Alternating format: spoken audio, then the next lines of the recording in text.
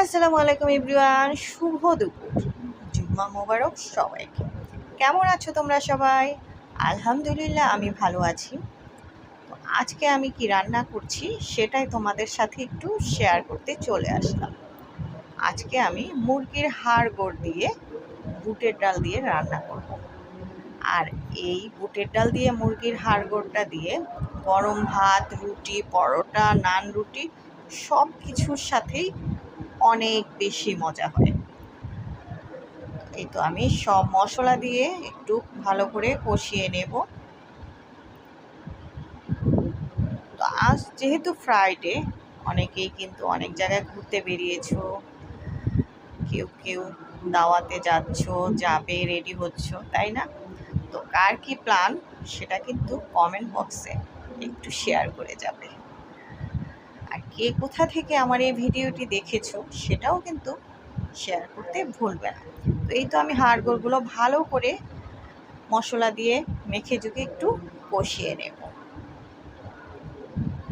আর তোমরা আজ কি রান্না করছো আমার সাথে কিন্তু অবশ্যই শেয়ার করবে।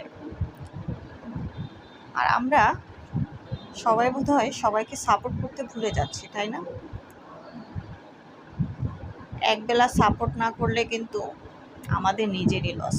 তাই এভরিডে যেহেতু আমরা 4 থেকে 5টা করে পোস্ট করছি বা করতে হবে, পেজের যেটা নিয়ম, আমরা কিন্তু সবাই সবার পোস্টগুলিতে গিয়ে লাইক, কমেন্ট, শেয়ার করে আসবো। আর এটা আমাদের সবার জন্য কিন্তু ভালো, তাই না? এই তো আমার হাড়গোড়গুলো ভালো করে কষানোর পর আমি একটু ভালোভাবে নেড়ে চেড়ে আমি এর মধ্যে বুটের ডালটা দিয়ে দিব। আর আমি কিন্তু বুটের ডালটা আগে একটু ভাপ দিয়ে সিদ্ধ করে নিয়েছিলাম, না হলে একটু কাঁচা কাঁচা একটা ফ্লেভার যে আসে ভালো লাগে না। তো ভাপ দিয়ে একটু সিদ্ধ করে নিলে একটু সিদ্ধটাও আগে হয়ে যায়, এই আর কি। নয়তো দেখা যায় হাড়গোড়গুলো সিদ্ধ হয়ে গেছে, বুটের ডালটা সিদ্ধই হচ্ছে না।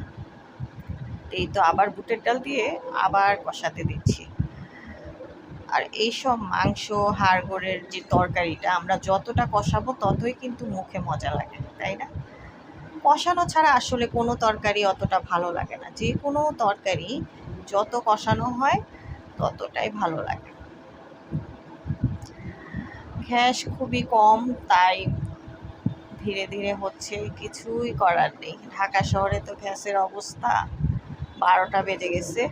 ঈদের মধ্যে 2-3 দিন একটু ভালো ছিল, যেই আবার ঢাকাতে সবাই ব্যাক করেছে আবার 12টা বেজে গেছে। কি আর করা, হাফ রান্না